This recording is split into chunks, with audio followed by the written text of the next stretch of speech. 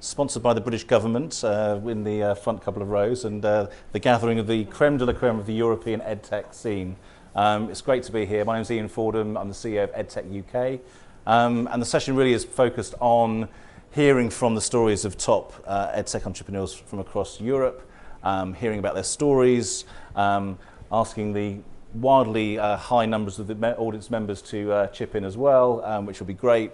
But actually some real success stories actually to talk about in terms of what's going on in Europe.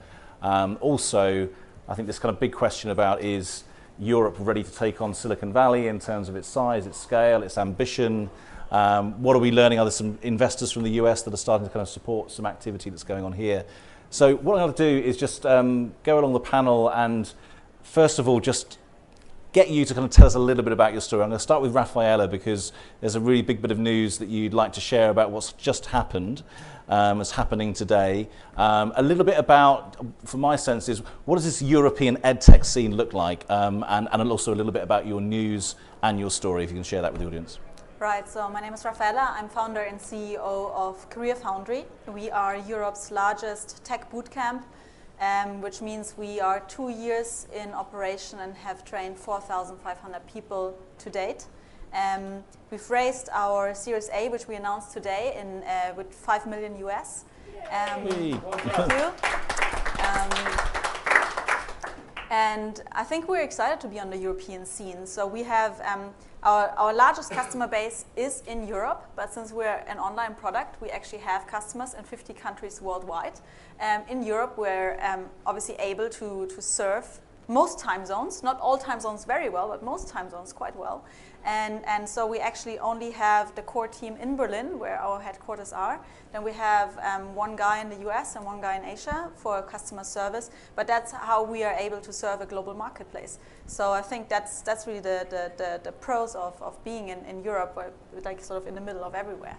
And can you just tell us a little bit about the kind of the Berlin EdTech scene? Obviously, we've been quite involved on the London side, but what are the kind of distinctive features about what's going on in Berlin for those people who might want to come over, kind of join as part of that kind of group? Yeah, so I think the Berlin EdTech scene is still small, but highly promising. So I think there's about 20 to 40 EdTech companies there, some very, very successful ones. And we are seeing, well, first of all, there's a lot of German companies investing. So my investors are purely German today. But we're seeing a lot of interest from all around the globe because it's the European market is very unique and there is not much competition out there, right? And it's quite easy to innovate in Europe, frankly. And that means it's easy to push forward into new markets and monetize that fairly quickly, like we have done. And is there much government involvement? Is there any kind of federal involvement, particularly from the German government? Are you solving a big German challenge in terms of digital skills and your work there? So there is a lot of government stuff, but we are completely not funded by any government programs because we want to execute fast, and that is often like stands in contrast with government programs and even applying for those. But the need for digital skills in Europe and Germany specifically are vast. Like I think I've heard there's about 1 million vacant jobs in the IT industry at the moment, and a lot of Germans, say corporates and Mittelstand, they sit in the middle of nowhere, right? That's how they've been built traditionally. And no good web developer wants to move from, say, a city like Berlin or London to the middle of nowhere like Gütersloh or Mülheim an der Ruhr, and where all of these like billion-dollar German global market leaders sit. So I think there's huge amount of opportunity there for companies like mine. And just to come over to Michal, you're from Poland, but you've got a base here in New York, in the States, so we've got lots of activity going on here. And you raised a big Series A round last year. Can you just tell us a little bit about how you develop your product, what it is, what your sort of sense is of this kind of European EdTech scene? Do you sort of see yourself as part of that, or you're already a kind of international, kind of global company? Just tell us a little bit about that story. Okay, so Rein is a social learning network, so for us that means that we are creating a place where students come to explain school questions to each other. Right now we reach like 60 million users monthly, and this is a truly global reach because it's like from pretty much every continent in the world.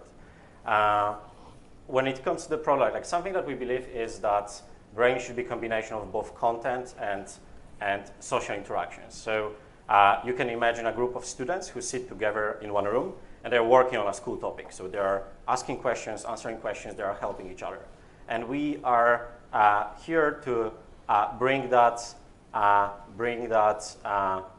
trend online and make sure that that study group is accessible for every student in the world whenever they need it. So basically on the product side, we are working on two things. First one is how we are able to create better, like higher quality, better organized knowledge base. And on the other side, it's about increasing the number of social interactions between students and Rein. And is it a free product? Is it paid for? And on the investment side, I mean, have you gone down the US investment, or have you had sort of Polish investment, European investment as well? Oh, so we don't monetize yet. Like we are purely focused on growth and on growth both in the number of users and engagement. Yeah, so we raised our first round in 2012 from Berlin-based VC fund 0.9 Capital.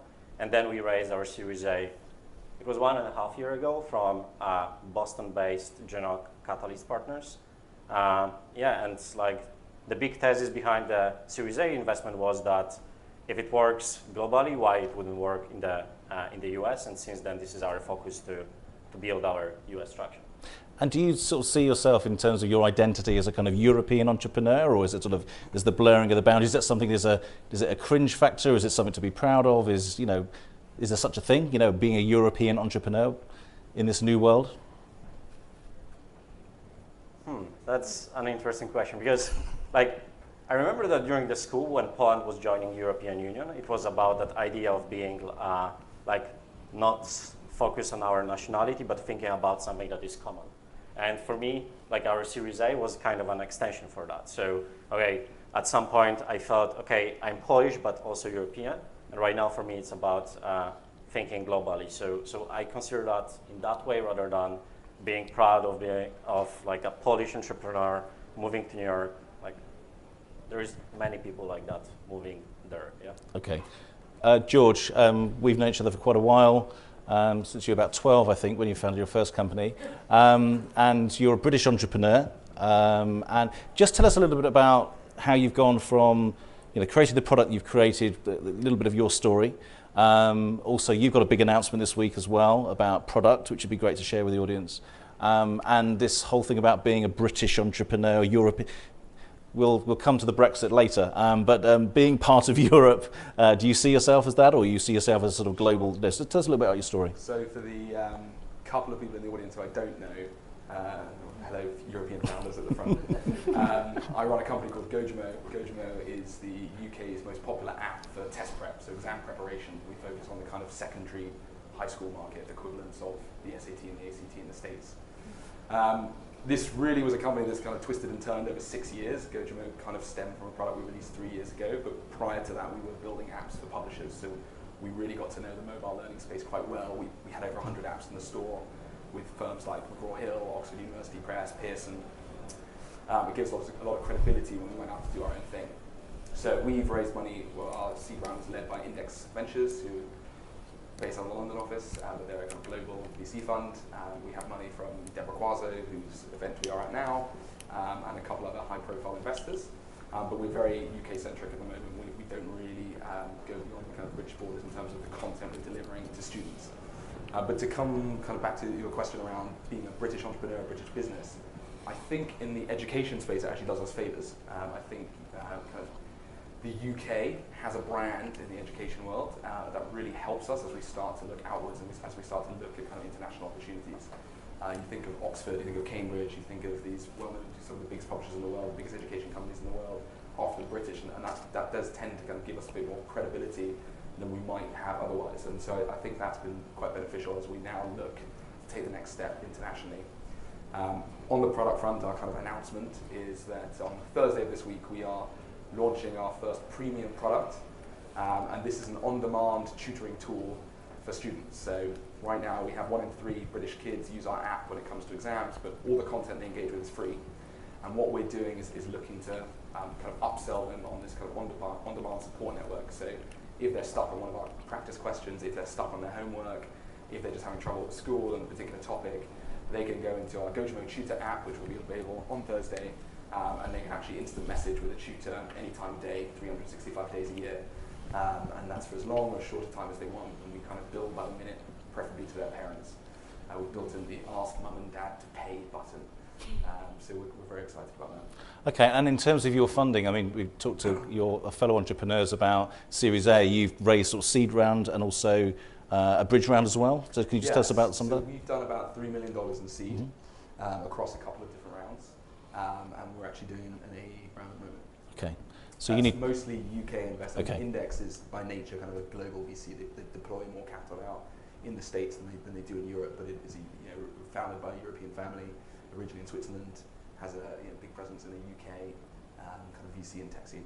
Brilliant. And finally, Stephan, just on terms of some of the overview of kind of a little bit about your story. You're talking, showing your product out to the other entrepreneurs who seem very excited and probably will work with you already. So there's going to be some business to be won there. Tell us a little bit about your story. Another German entrepreneur, yes. And also come back to this issue about British, German. Is there something about being a German entrepreneur or European entrepreneur? Just tell us a bit about your story. So my company is called sofatutor.com. We started in 2009 with the idea to put everything that we learned in K through 12 on video. And by now we've created more than 13,000 short 5-minute videos that explain everything from 1st grade to 12th grade in all subjects. We are the largest online learning provider for K through 12 in definitely the German-speaking Europe, but we would say also in Europe in general.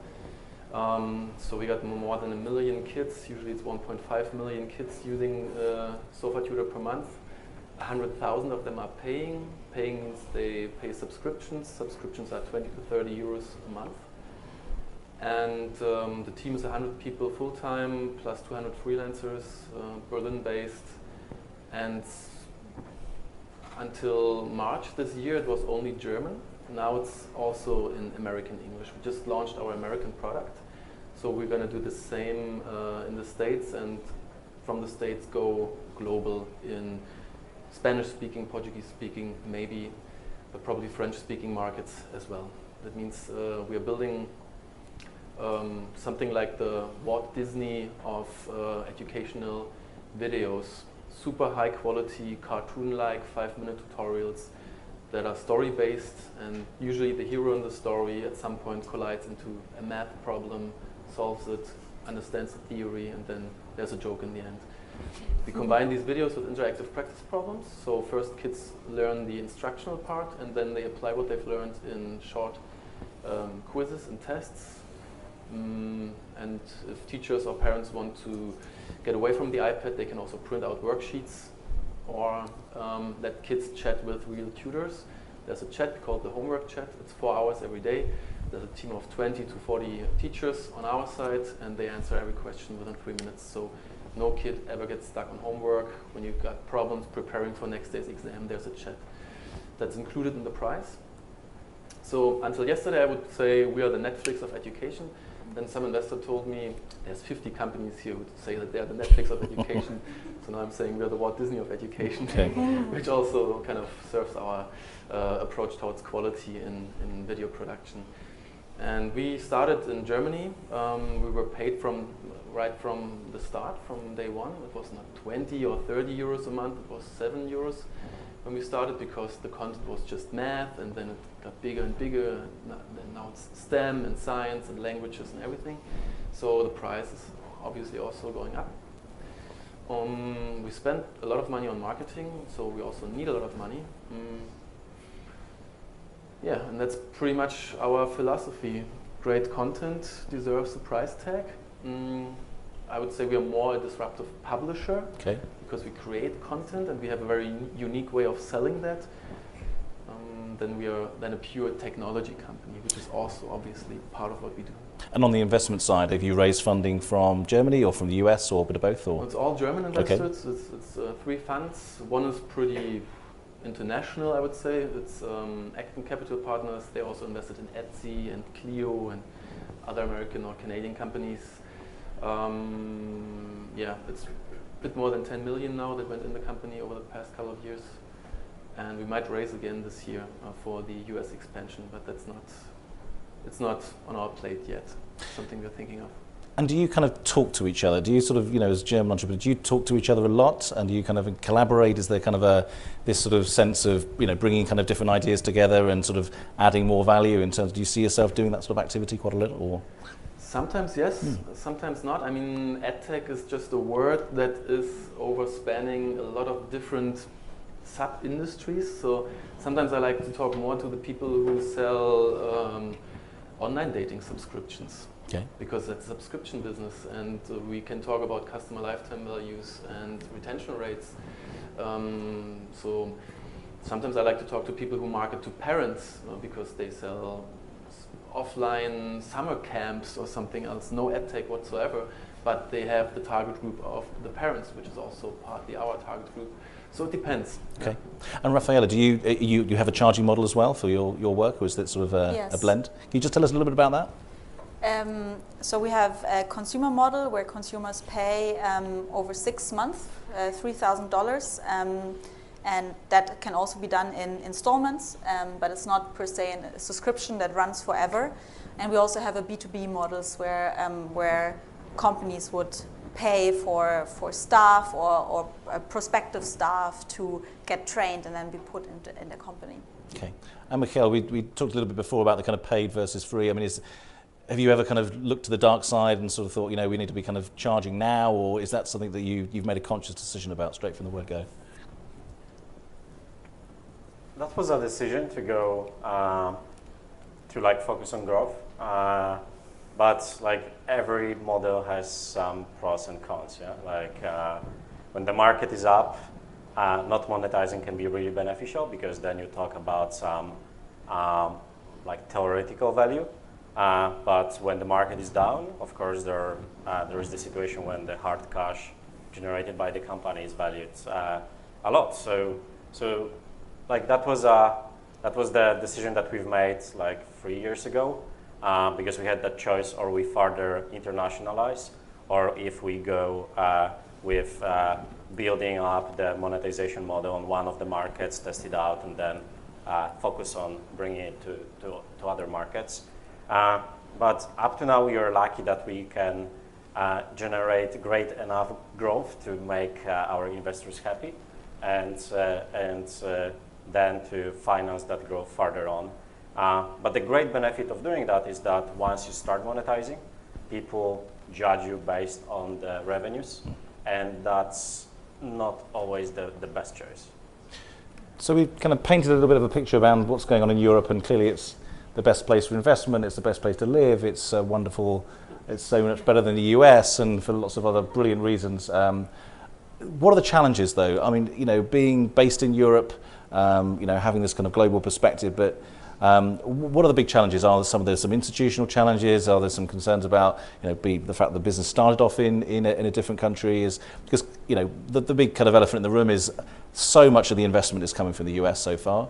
A lot more investments going to China and other places, but actually there's this big kind of investment gap. So anyone on the panel just want to take some of the kind of what's been the worst thing in terms of the big challenges of being a European feet in the ground sort of entrepreneur and kind of trying to sort of scale that business and scare some people in the audience about what's the scary bits have happened. Anyone want to take it on? I think that, sorry. No, go ahead. I think that there are two main things that we consider as a barrier, or considered it as a barrier.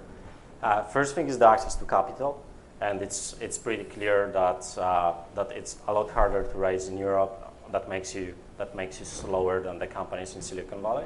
And the second thing is the access to talent. Given the number of great products that were developed in Silicon Valley, you can see that it's hard to compete for the best people, but also there is a huge market of these people who especially on the product side and design side, that are the top class specialists.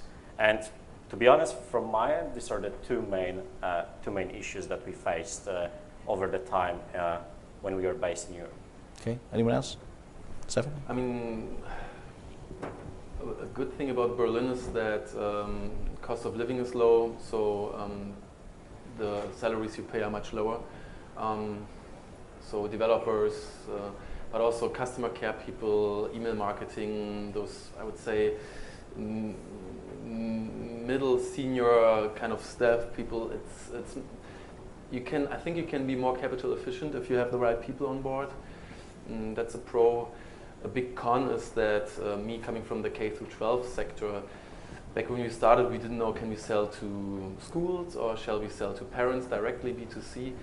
And the whole school environment is just like so far behind in terms of digitization that we had to move into selling to parents directly. The good thing is that European parents care for their children's education, and they also get their credit cards out when they're concerned about their education. So that was good. But in general, like looking at things we've done with schools or with teachers in Germany compared now to what we do in the States, and that's just a very short kind of impression I got from the last couple of weeks since we launched this, that in Germany I would always be like, in a perfect world, these people see us on Facebook, and then they will look at the landing page and they will put their email addresses there, and a week later they get an email, and then we sell them up. Yeah? And it would work like 50% like I imagined. Now in the States, with the things we do, it's brilliant. It works like in the textbook. It works really like you imagine it. So in general, there's an ecosystem of teachers, conferences, newsletters, magazines, lots of stuff that kind of foster our sales and us being more popular, much more than I would say in Europe. So the whole institutional market is far more advanced. I wouldn't say Germany is 5 years behind. Germany is like 15 years behind. Classroom connectivity. When I went to an American high school back in 1999, 2000, we already had internet in the classroom, maybe 1 or 2 computers, but that doesn't even happen now in Germany. So it's super exciting to be here and see how fast everything is moving, especially in the K-12 institutional sector. Raffaela, some things that have kept you up at night over the last year or 6 months or so? Well, so I do also think so prices for talent and to build a company are a lot lower in Europe, but that also means, so for example, raising 5 million euros or in Europe is like $10 million here, right? But it also means like I've given away my company much cheaper than, or given up more than maybe a US entrepreneur would have, which is great for investors but bad for founders. So I think basically the valuations, because there is less access to capital, so basically you are forced to take less. But it's great for investors. And the other thing is, I think the other thing is also like something that Michael did, like to start out without a monetization in Europe, or also George. That's pretty tough in Europe. Like actually investors want to see, because investors think conservatively. A lot of the investors come out of big corporates, so they think in old school business model. They think like revenue first. So I think it's very tough what these two have done. So Credo heads up, and I think that's that maybe forces you to grow slower in a way. And George, you've obviously it's been completely smooth. Never had any worries over the last thing, because obviously being in Britain, that everything works particularly smoothly. It's perfect. Go on. So what's been the worst thing? Well, I want to pick up on a couple of things people have said, because I think the access to capital is the point that comes up most frequently when we talk about Europe and the tech scene. And I think there is actually a lot of money in the UK now, in tech in particular. There's a lot of money at the kind of Series A and Series B stage. So a lot of funds that have cropped up recently. Yes, there are nuanced issues around. There are low valuations. That's definitely the case. And you'll raise small rounds. And if you're trying to grow before monetizing, you have kind of a lot of issues there from investors. But I think there is a lot of capital flowing in. I think in the education space, it can be difficult to raise capital because the growth is not in line with what tech investors are used to. So I think that makes it harder for EdTech companies and those in Europe to raise. But I think it's unfair to say you can't raise cash in the UK. That's not been a problem for us. We've found that to work, and we've always raised from mostly UK investors. I think the biggest issues for me are around talent, and we have very kind of ambitious goals, particularly kind of at an international level, and that we want to pursue. And when you look for people who have grown technology companies at scale internationally to kind of high valuations, potentially take them public, whatever it might be, there's not many people who've ever done that in the UK or Europe. They're all out in the Bay Area. Okay. So I think that's one of the biggest problems. And it's the same with investors. You can get money, that's definitely possible. But actually finding investors who've also worked with and grown billion-dollar companies, there aren't many of them in Europe because there haven't been many billion-dollar businesses. So we're at an early stage in Europe. We're all kind of growing and figuring it out together, but it just makes it that much harder. Okay. We've got a very small and perfectly formed audience. I'll exclude the British contingent in this until perhaps a bit later. But colleagues in the audience, you've got this amazing group of European entrepreneurs. You might be thinking, I'd like to come to Europe. I'd like to kind of base the business here. I'd like to kind of internationalize. You might be an investor. You might be thinking, great, there's some amazing talent companies. Big issues for you in terms of what you've heard so far. Is there anything you'd like to kind of, any burning questions that you'd like? If you just say who you are, where you're from, and if there's someone on the audience or someone on the panel, sorry, that you want to kind of address that to, that would be great. Yeah. So my name is Nancy Jerome. I head up digital strategy for Wiley. We're a leading publishing company. My group is organized actually by region. So I have an EMEA, which is a gigantic region, one person, right? And we have one person covering APAC and one person covering Americas, right? There's a lot of other people at Wiley that work on digital, so I'll say that. But we're really tasked with trying to figure out how Wiley will continue to transform ourselves digitally, right? So we're much more in the higher ed and professional learning space. So it might be more of a question for you, Raffaela. But the last few days we've talked a lot about lifelong learning. This is coming up a lot, and soft skills. And so one question is kind of a two-part question. One, do these terms resonate in your markets? Two, what do you see as the demand or needs there? And would you say that these are also leading the pack in what you're hearing are needs in your markets?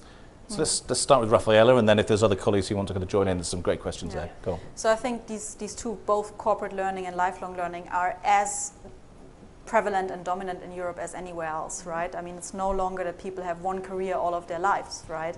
And the training shifts from corporates paying for employees, because it used to be that employees would stay with one corporation all their lives, and that is no longer happening. So employers are less willing to pay for employees who only stay for 2 years. So lifelong learning shifts to consumer, and corporate training there is a main way still for companies to incentivize employee retention, right? Or to make sure employees stay with the company. So there's a lot of talk. There is a little innovation in that area, but not much yet, at least in Germany, and I mean, I'm really like working a lot in the German corporate system right now, and most of it still happens offline, and the idea of online learning is still new. However, so there's a few, like say the 5 top corporate training providers in Germany, they all have already started to offer blended learning. So that's sort of the step 1, right? And the step 2 will then be only online learning. So I think that is So blended is coming first. Yeah, blended is coming first, because obviously people are scared and people don't know yet that we had the experience ourselves, because we also offer corporate training packages, and then it's hard, for example, to tell employees just go and learn on your own. You have like so and so many days or a month or something to complete it, because it's easier to put an employee in a classroom and say, well, you're going to spend there 1 day and then you're done, right? So there's a lot of experience that is still missing. So I guess part of the sales efforts have to be also training heads of HRs in how to prepare employees for online learning. You see different things, I think, in this lifelong learning sector. For example, Bubble.com, language learning app based in Berlin, has gone through a great phase of growth in Europe. Now is active in all global markets, but from what I see is that Europeans are much easier to convert into paying customers when it comes to language learning than, let's say, Americans, Argentinians, Mexicans. So there's parts where this is actually, the business is thriving, it's going really well. On the other hand, like corporate training, that's a huge long tail. I think in general that business is tough. It's a tough nut to crack, because what are you going to teach people? You need to have super high quality, super customized courses for everyone. You want to produce that in a great quality, and then you have to pay salespeople. So that's a tough business everywhere. I think We'll probably see a lot of American companies who will also be used in Europe, like Lindner.com and their management courses, Grovo, Udemy, and this sort of stuff is already being used by the sort of early adopter, tech-savvy, English-speaking professional crowd. And then you'll have to see if someone else will build a sufficient product in the European market that is then Polish-speaking, French-speaking, German-speaking. That's probably pretty tough because the market isn't so big. Right, right. Well, and how about the soft skills question? Again, are you seeing big demand across the board for that, even at the K-12 area? I mean, in the U.S., that's like every single conversation I have, it comes up. But is it a hype that will go away maybe in a year? Because soft skills and online, you know, I don't know if that is a just talk or if there's, well, show me a product that has significant revenue and does soft skill development online. I'd love to see that. That's true. Yeah. That's true. We're being very challenging up here, aren't we? Well, I think we're all asking ourselves, but we can say that about anything, right? Mm-hmm. What's here to stay? But I think, frankly, in some ways you have to go where the money is. True. And corporations, and usually the schools don't have the money, right? Individuals might have money, parents might have money, but ultimately the companies have the money. And if they're investing in things like that, and they tell their shareholders that we value soft skills, and that's a problem with our hiring, then sure. Then you have to, even if it's going to go away in a couple of years, you have to stay with those trends and what the companies demand. I think European companies are pretty online conservative, and some of them went through a bubble in the 90s where they invested into learning management systems heavily and thought that they could do all the corporate training somehow through the internet or intranet, and they wasted so much money. They could have probably put every single employee in a plane, fly them to the Canary Islands, train them there one-on-one and fly them back. So there's kind of like this legacy of wasting millions of euros. And lots of these people who've gone through this time are still decision makers today, so they're kind of shy. And I'd also mention Proversity as well as one of the companies, British based, but starting to kind of go into the US as well, that fills that kind of digital skills gap for corporate clients essentially, and it's based on the edX platform, so there's some interesting developments on that side as well, and it might be worthwhile looking at. Any other colleagues who are, yes, can you just say your name and who you are and where you're from?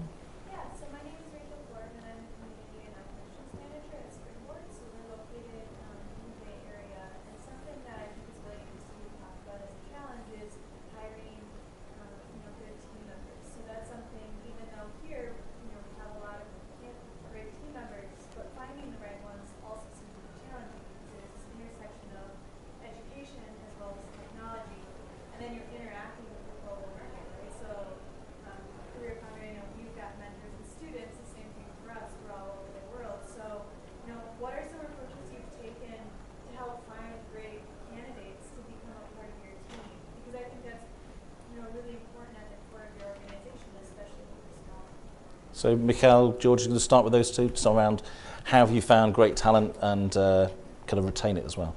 I mean, so we just spend months and months and thousands of pounds on every hire and make sure that they are the best possible people joining the team with the right cultural fit. And I mean, it's something I still spend a lot of my time on. We're a team of 12 now, but a lot of the hires we made quite early were fairly senior.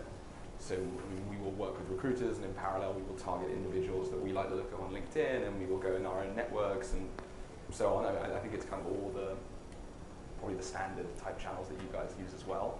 I think the harder thing for us is if you're looking for those really senior experienced people, there is just a much smaller pool, if any of them at all. And I mean, we've actually now started looking at, can we bring people over from the Bay Area? We're starting to have some conversations with people there. Really specific people that we're targeting who we know just would add a tremendous value if we could get them excited about what we're doing, and then you're just offering them some sort of package that might compete with what they're getting in Silicon Valley, and just trying to make a compelling story about London's an exciting city and the UK is an exciting place, and yeah, but that brings with it a whole lifestyle change for an individual, and they might have a family or what have you, so it's just difficult. But we will just go out of our way to find the right people and then do whatever we can to convince them to come on board. Mikhail, do you want to chip in? I believe that your network is the best way to hire new people, and like it kind of grows together with the company. in the first place you hire, like you don't hire, but you create a team of founders. Then these founders hire first people. You create some kind of like a company culture, and then these people refer next ones. And if you do that properly, then you can scale it up quite. Like it's not easy, never, but you can overcome some challenges. So, for example, I heard that one of the tactics of Uber was that whenever they hired an engineer, they asked that person to tell about like 3 people from the previous company that are also great, and they just send the offer letters to them without any interview. So I understand that there are challenges in scaling the team and like hiring new people, but like something that I've seen the most efficient is when you employ people that you already brought, so that you spend a lot of time to figure out if they are the right fit for you, and then leverage on them, and if they are excited or they are able to refer other great people to join you. Like that works in Krakow, for example, with tech. But the product side, like product owners, designers, is so small that even with that approach, even if you have the right team, the liquidity is that small that it's really hard to find the right guys. And when I was talking about that hiring obstacle, I was more thinking about the lack of skilled enough people in some of the areas, rather than you cannot, like, I wasn't talking about the issue with employing a process to bring new people. But it's interesting what you are trying to do with Silicon Valley to bring the guys back. And my experience there was that the expectations on the positions are so high then that it's really hard to figure that out. But I know, like personally, a few companies that opened an office in Silicon Valley, and then, like as a European company, by your DNA, you are able to compete with other Silicon Valley companies. And Stephan, did you say that you've got 100 staff? Was that, did I miss it? So you must be dealing with this issue all the time. Any thoughts? I think what we all have in common in this room working in EdTech is that we provide something very powerful to millennials and Generation Y, and it's meaning and purpose. This gentleman over here, amazing job he's done before. He worked at Rein, he worked for the largest shopping club in Europe. But it's much harder to put meaning into selling shoes than into affecting people's future careers. So I think we should use this, and we tend to forget it when we are in rooms like this, because everyone kind of has that mission. But if you're competing in the Valley, if you're competing in Berlin, which is like the tech hub of Europe now next to Tel Aviv, then this makes a big difference, and it attracts different people too. If you compare sofatutor to a Salesforce-driven lead generation, whatever company that sells houses online, yeah, then you have, in the one company you have testosterone pumped up salespeople and all that comes with all the revenue and that sort of business that's so sales focused. On the other hand, sofatutor attracts people who do email marketing but wouldn't do email marketing for a bank. They want to do it for an online learning company that works with children or students. And if I look at the surveys that we do with our employees, what do people value most? They say it's the people at sofatutor.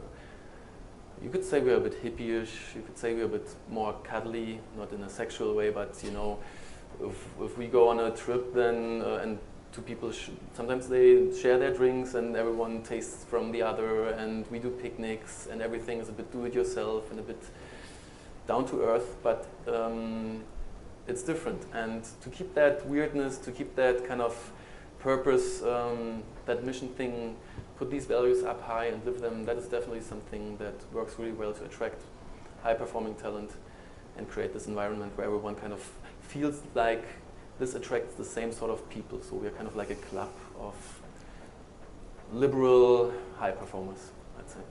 So we've got to the kind of stage of the panel where we're talking about sex and picnics. So I just think at that moment, any final questions before we just sort of start to ask the entrepreneurs about sort of where next, you know, where are things going next, whether it's be on the investment side, and what kind of relationships you're starting to look at, you know, with the US and so on. Is there any other questions before we kind of pull that to a close? Yes, sir. Just so easy from explaining everything. Who's making the tutorials on your site, Stephan? who's making the tutorials on our side? It's a team of freelancers and in-house people, so it's American teachers writing the scripts, working with the editorial team at sofatutor, working with animators from around the world, and professional American speakers. So it's a big global operation to produce these tutorials. Yeah. Is that even for your German? No, the German was German people only. Okay. Yeah. But that's kind of like on hold now. But are the American teachers okay in the UK?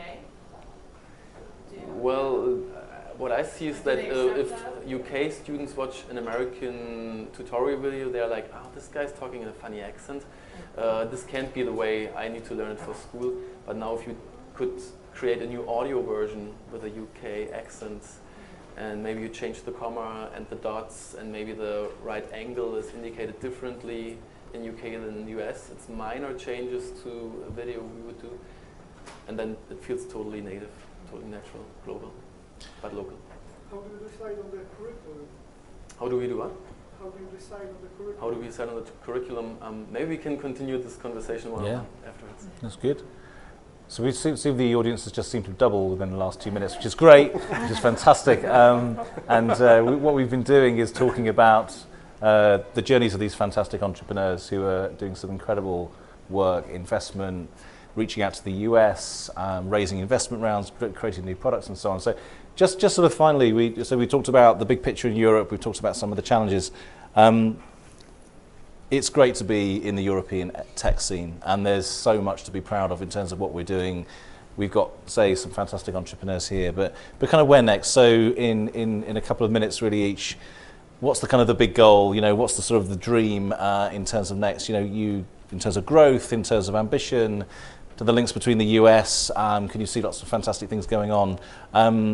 If I start with you, Stephan, and we kind of go down to the end of the panel. My personal goal is to become a global EdTech entrepreneur. That is a lifestyle decision, that's also an impact decision. And I don't know, maybe it's gut feeling being rationalized by my brain and then kind of put into the company mission. But we also believe that if you want to build a really great product, you should be global, because then you can put all that money and energy into the superior product and the superior content that will eventually swipe away local competition. So that's my mission, that's my vision. George? I think our ambition is quite similar in the sense that we are trying to build a global brand and a global company, and for us, therefore, the UK is just a kind of test bed in the testing market where we validate what we're doing and figure out the model before we then iterate and take that elsewhere. It is amazing working in London, which, you know, just to correct Stephan from earlier, is the kind of #1 tech hub in the UK. Alongside Tel Aviv, Berlin is, you know, close behind. But for us, I think the interesting thing is like whether you go to the US or not, because for many people, the US is like obviously the next step. I think we kind of naively thought that early on, but now are actually starting to think more and more about a rest of world strategy. So probably in January, looking to launch either in Canada or Australia. English-speaking markets, similar to the UK, less competitive, a little more affordable to do. And for us, it would be about just figuring out what is our go-to-market strategy at an international level, and then, you know, raising more money off the back of that to then replicate that elsewhere. But I think, you know, if we were to do the US, particularly if we did it too early, it could essentially kill us. I mean, it's highly competitive. There's a lot of other people doing similar things here. It's more expensive to acquire users. Everything is a little more challenging. And the rest of the world does have a lot of spending power. You know, you don't have to build a US company or build a company to service the US and to be successful. And I think other European entrepreneurs before us have kind of proven that already. So we're increasingly looking away from the US and looking elsewhere. And another elephant in the room, different kind of colour and size and shape, Brexit. For those people who don't know, the British exit of Europe may or may not happen in the next few months. In a minute, any views, any thoughts? You know, would it actually, given actually what you said, it would have no impact at all? Do you think there is is it an issue at all for you?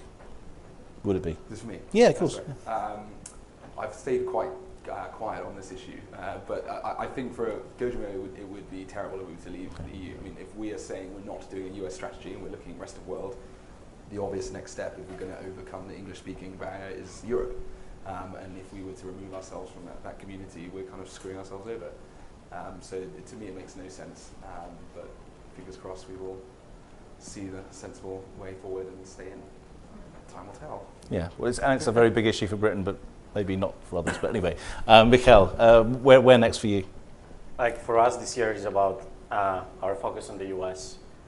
We defined that, like we strongly believe in the thesis that if we are able to win the US, it will be a lot easier for us to scale further globally, especially that we've done, like we've successfully entered some markets. So this year is about US focus, improving the product, increasing engagement, but everything in the scope of winning the US market and then being able to scale further globally. This is the only thing that we want to achieve this year. Okay.